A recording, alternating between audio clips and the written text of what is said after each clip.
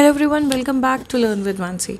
In today's lecture, we'll discuss part 2 of jurisdiction and procedure. पिछले lectures में हमने कुछ sections discuss किए थे. आज हम बात करेंगे section 22, 23 and 23A के बारे में. ठीक है, तो बेसिकली ये सेक्शंस बात करते हैं कि अभी तक हमने लॉ डिस्कस किया कि क्या लॉ कहता है किस सिचुएशन में कैसा क्या होगा, बट अब हम प्रोसीजर और ज्यूरिसडिक्शन की बात करेंगे. सेक्शन 22 कहता है कि सारी प्रोसीडिंग्स इन कैमरा होंगी एंड ये लॉफुल नहीं है कि कोई भी इंसान केस से जुड़ा हुआ कोई भी मैटर है प्रोसीडिंग से जुड़ा हुआ उसे प्रिंट करे या पब्लिश करे except the judgement of supreme court और हाई कोर्ट. अगर वो ऐसा करते हैं तो वो फाइन से पनिशेबल होगा. ठीक है. सेक्शन 23 डिक्री इन प्रोसीडिंग्स की बात करता है कि कोर्ट अगर सेटिस्फाइड है, चाहे वो केस डिफेंड किया गया हो ना किया गया हो, अगर कोर्ट सेटिस्फाइड है कि, और अब कुछ केसेस दिए हैं कि इनके बेसिस पे कोर्ट अपनी डिग्री रिलीफ अकॉर्डिंगली दे देगा इंसान को. अब वो पॉइंट्स क्या हैं. पहला पॉइंट कहता है कि जो भी ग्राउंड है, ये मैंने यहाँ पे स्क्रीनशॉट इसलिए लगा दिया है ताकि आप बेयर एक्ट देख सको. Please refer to the bare acts but I will explain it in short. Okay, पहला पॉइंट ये कहता है कि जिस भी ग्राउंड पे रिलीफ मांगा गया है वो ग्राउंड एग्जिस्ट करता है. ये बात पे कोर्ट श्योर है कि जैसे एडल्ट्री पे मांगा गया है या क्रूएल्टी पे मांगा गया है, डेजर्शन है, प्रिज्यूम्ड डेड है, राइट. ये सब कंडीशंस हैं. वेनरेबल कम्युनिकेबल डिजीज़, हमने कई सारे कंडीशंस पढ़े हैं पिछले लेक्चर्स में. तो अगर ये बात प्रूव हो जाती है कि हाँ वो ग्राउंड एग्जिस्ट करता है एंड कोर्ट ये देखता है कि जो पिटिशनर है उसने जो है किसी भी वे में अपने एडवांटेज के लिए कोई अपना रॉन्ग को यूज़ तो नहीं किया है. इसका मतलब ऐसा है कि फॉर एग्जांपल हस्बैंड ने अपनी वाइफ पे चीट किया, उस पर क्रूएल्टी भी की, हाथ भी उठाया, तो क्रूएल्टी का भी केस बना, एडल्ट्री का भी केस बन रहा है. ठीक है. और इसके चलते वाइफ जो है उसे छोड़ के चली जाती है और सेम हस्बैंड डिवोर्स फाइल कर देता है कि मेरी वाइफ ने मुझे डेजर्ट कर दिया है इसलिए मैं डिवोर्स मांग रहा हूँ या जुडिशियल सेपरेशन मांग रहा हूँ, वटेवर. तो भाई ये तो तुम अपने ही किए का फ़ायदा उठा रहे हो. तुमने खुद ही उसको चीट किया, उसको मारा पीटा, ऑब्वियसली वो छोड़ के जाएगी. और फिर तुम डेजर्शन का बोल के क्या कहते हैं, अगर अपने फेवर में डिवोर्स मांग रहे हो तो तुम अपनी सिचुएशन का रॉन्ग एडवांटेज उठा रहे हो, राइट. इसका लेकिन एक्सेप्शन क्या है. Section 5 clause 2. सेक्शन 5 का क्लॉज 2 बात करता था अनसाउंड माइंड, इंसेनिटी, ये जो ABC सब क्लॉजेज हैं उसके हमने बात की थी. अनसाउंड माइंड है, मेंटल इलनेस है किसी तरीके की, या फ्रीक्वेंट इंसेनिटी के दौरे पड़ते हैं, ऐसा कुछ है. वो सिचुएशन अलग है. उसके अलावा अगर कोई भी सिचुएशन है तो we have to make sure कि सामने वाला अनड्यू एडवांटेज ना उठा रहा है. सेकेंड पॉइंट क्या कहता है, अगर पिटिशन किस ग्राउंड पे आई है. सेक्शन 13 सबसेक्शन 1 के clause 1. Section 13 is divorce, subsection 1 is grounds for divorce जो हस्बैंड वाइफ दोनों को मिलते हैं. Sub clause 1 is adultery. ठीक है, यानी अगर उस केस पे पिटिशन आती है तो ये अश्योर करना है कि कनाइव नहीं किया है, कंडोन नहीं किया है. ठीक है, कनाइव और कंडोन का पहले मीनिंग देख लेते हैं. कनाइव करने का मतलब होता है कि पिटिशनर ने नोइंगली अलाउ किया अपने स्पाउस को कि वो ये काम करे. जैसे अगर उसने अलाउ किया कि मान लो आप चाहते हो अपने पार्टनर से डिवोर्स लेना, आप किसी तरह आपको पता भी है कि इंसान शायद चीट कर रहा है, कुछ कर रहा है, आप उसे अलाउ भी कर रहे हो, कर ले आप ही ने शायद इनकरेज भी किया हो और बाद में आप उसका फ़ायदा उठा के बोलो कि ये तो चीट कर रहा था. ठीक है, तो दिस इज़ नॉट फेयर. आपने अगर उसे नोइंगली अलाउ किया अपने स्पाउस को कि वो काम कमिट करे. ठीक है. कंडोन करने का मतलब होता है आपने उस एक्ट को माफ़ कर दिया, वापस अपनी मैरिड लाइफ रिज्यूम कर दी. तो अगर आप ये दोनों काम कर चुके हो, खुद ही आपने अलाउ किया था उस स्पाउस को या आपने माफ़ कर दिया उसे और आगे बढ़ गए अपनी ज़िंदगी में.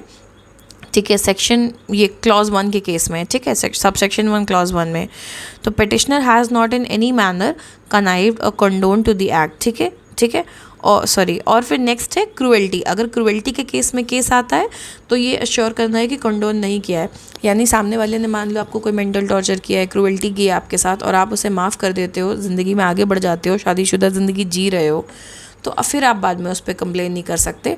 ठीक है, अनलेस ऑब्वियसली दोबारा आपके साथ क्रूएल्टी हुई हो, that's a different situation. But आप माफ़ कर दोगे तो फिर आप किस बात का केस लेके आ रहे हो. थर्ड पॉइंट है, अगर म्यूचुअल कंसेंट के ग्राउंड पे केस आ रहा है then court has to make sure कि एक्चुअली म्यूचुअल कंसेंट है और ये म्यूचुअल कंसेंट जो है ये फ्रॉड, फोर्स या अनड्यू इन्फ्लुएंस के बेसिस पे नहीं आ रहा है. नेक्स्ट पॉइंट है, द पिटिशन सेक्शन 11 के अंडर नहीं आनी चाहिए, यानी वॉइड मैरिज वाला केस नहीं होना चाहिए. तो जो पिटिशन है वो क्या कहते हैं, बिना किसी कल्यूजन के प्रेजेंट की गई है। कल्यूजन का मतलब हम देख लेते हैं, जिसमें party secretly are cooperating to get a divorce. Court के साथ ही फ्रॉड कर रहे हैं कि मान लो वो सीक्रेटली प्लॉट कर रहे हैं कि एक कपल है, डिवोर्स चाहिए, नॉर्मली उन्हें जल्दी डिवोर्स नहीं मिल रहा है, तो वो खुद ही कुछ ऐसी सिचुएशन प्लॉट कर रहे हैं कि कोर्ट उन्हें जल्दी डिवोर्स दे दे, तो वो ठीक नहीं है। ठीक है कि आप कल्यूजन में काम कर रहे हो, कोर्ट के साथ फ्रॉड कर रहे हो, दिस इज एक्सेप्ट सेक्शन 11, तो ये भी कोर्ट को अश्योर करना है। नेक्स्ट है that there has not been any unnecessary or improper delay in instituting the proceeding. Proceeding में ज़बरदस्ती का या कोई इम्प्रॉपर डिले नहीं हो रहा है। नेक्स्ट है there is no the legal ground why relief should not be granted. Court के पास ऐसा कोई और लीगल रीज़न नहीं है कि इनको रिलीफ क्यों ना दिया जाए। कोर्ट के पास हर वजह है कि इन्हें रिलीफ यहाँ दे दो, और ऐसा कुछ भी होगा तो कोर्ट जो है डिग्री अकॉर्डिंगली इशू कर देगा। ठीक है, नेक्स्ट सब सेक्शन क्या कहता है, before proceeding to grant any relief under this act it shall be duty of the court. Court की ड्यूटी है कोई भी डिग्री इशू करने के पहले कि हो सके तो शादी में पहले रिकन्सिलिएशन करवाया जाए। हालांकि ये इस केस में अप्लाई नहीं होगा। Section 13 talks about divorce, sub section 1 talks about grounds of divorce available to both husband and wife. First clause talked about adultery, जो हमने ऊपर डिस्कस किया था, और ये बाकी सारे रीजंस थे जिनमें आपका desertion, conversion, presume dead, venereal communicable disease etcetera ये सब आते हैं, पीछे पढ़ाया हुआ है। तो इन ग्राउंड्स पे नहीं, बट अदरवाइज अगर केस आता है इसके अलावा किसी भी ग्राउंड पे, तो कोर्ट की पहली कोशिश होनी चाहिए रिकनसाइल करने की। थर्ड सबसेक्शन कहता है रिकनसाइल करने की कोशिश में कोर्ट चाहे तो प्रोसीडिंग्स को एडजर्न कर सकता है for a reasonable period, but 15 दिन से ज़्यादा नहीं, यानी नेक्स्ट डे दे सकता है, थोड़ा बात कर लो, सुलह कर लो टाइप का। एंड या फिर वो केस को रेफ़र कर सकता है किसी थर्ड पार्टी को। अगर सामने वाले खुद किसी थर्ड पार्टी का नाम लेते हैं तो उसको, अदरवाइज़ अपनी तरफ से नॉमिनेट कर सकता है कि वो उन्हें रिकनसाइल करने में हेल्प करे। फोर्थ सबसेक्शन कहता है कि अगर कोर्ट डिक्री इशू करता है डिवोर्स की और उस डिक्री से कोई शादी डिसॉल्व हो रही है, तो जिस कोर्ट ने डिक्री पास की है वो दोनों को एक फ्री कॉपी उस डिवोर्स डिक्री की देगा। ठीक है, इसको एक बार जल्दी से दोबारा देख लेते हैं जस्ट टू बी क्लियर कि हमने क्या पढ़ा। हमने पढ़ा अगर कोर्ट सेटिस्फाइड है, ग्राउंड फॉर रिलीफ एग्जिस्ट करता है और पिटिशनर अपनी सिचुएशन का कोई रॉन्ग एडवांटेज नहीं उठा रहा है एक्सेप्ट दीज केसेस, सेक्शन 5 का ये क्लॉज, तो फिर कोर्ट डिक्री इशू कर देगा। नेक्स्ट हमने पढ़ा अगर पिटिशन का ग्राउंड एडल्ट्री है तो कनाइव नहीं किया है, कंडोन नहीं किया है एक्ट को, और क्रूएल्टी है तो भी कंडोन नहीं किया है। नेक्स्ट हमने पढ़ा म्यूचुअल कंसेंट, फोर्स, फ्रॉड या अनड्यू इन्फ्लुएंस से नहीं होना चाहिए। उसका नेक्स्ट है पिटिशन या जो प्रेजेंट किया गया है वो कल्यूजन में नहीं किया गया है। ठीक है, दोनों पार्टीज़ के कोई भी अननेसेसरी डिले नहीं है प्रोसीडिंग्स में, कोई और लीगल ग्राउंड नहीं है जो रोकता है कोर्ट को कि ये रिलीफ मत ग्रांट करो।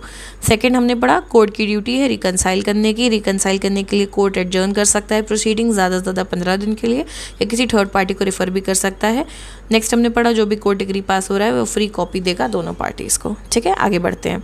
सेक्शन 23A बात करता है relief for respondent in divorce and other proceedings.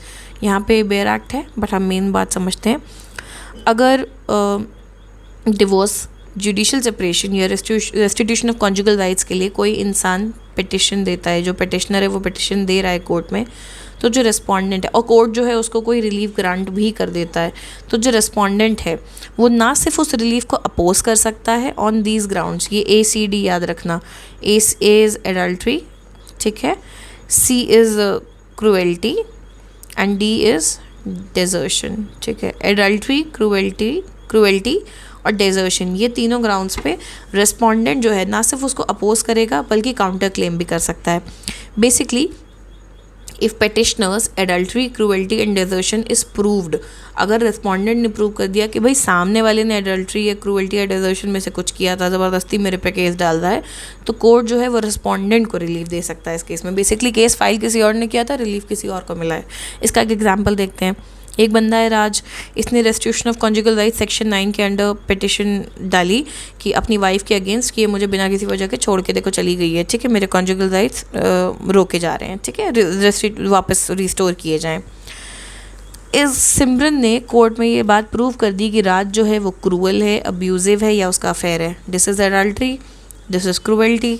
ठीक है, और डेजर्शन भी हो सकता है। तो मान लो ये सिमरन ने इनमें से कुछ भी प्रूव कर दिया, तो अकॉर्डिंग टू सेक्शन 23A सिमरन को या तो ये वो इस पिटिशन को अपोज भी कर सकती है या फिर वो काउंटर क्लेम कर सकती है और उल्टा डिवोर्स मांग सकती है कि मुझे इस इंसान के साथ नहीं रहना, बिकॉज उसके पास जायज़ रीज़न है डेजर्शन का। ठीक है, तो उसके पास जायज़ रीज़न है डेजर्शन का, इसलिए वो इसे अपोज भी कर सकती है और काउंटर क्लेम भी कर सकती है। तो हमने इस लेक्चर में पढ़ा सेक्शन 22 प्रोसीडिंग्स इन कैमरा होंगी, अनलॉफुल है प्रिंट और पब्लिश करना किसी भी प्रोसीडिंग को, करोगे तो फाइन लगेगा।